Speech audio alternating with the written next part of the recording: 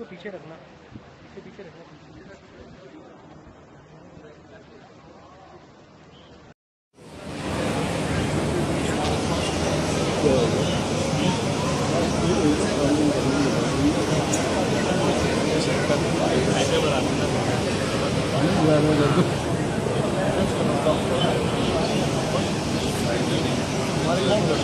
चालू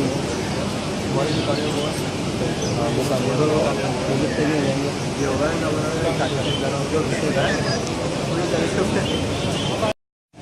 घर पर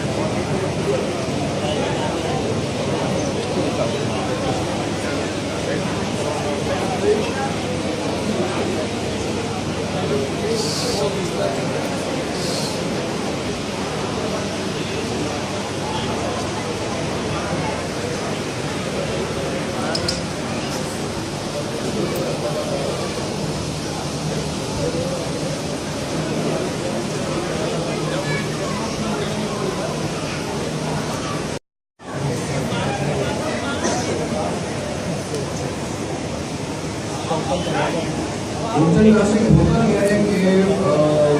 जिस स्टैंडर्ड में पाकिस्तान आर्टिकल यूएसए का ऑर्गेनाइजेशन जो जज अभी हमारे पास मौजूद है वो कौन स्टैंडर्ड के हैं, क्योंकि हम यूरोपियन जो रूल्स और स्टैंडर्ड है वो भी फॉलो करते हैं,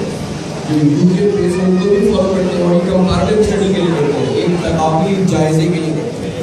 ये मैं बात इसलिए कह रहा हूँ क्योंकि जब भी हम कोई चीज़ रीड कर रहे हैं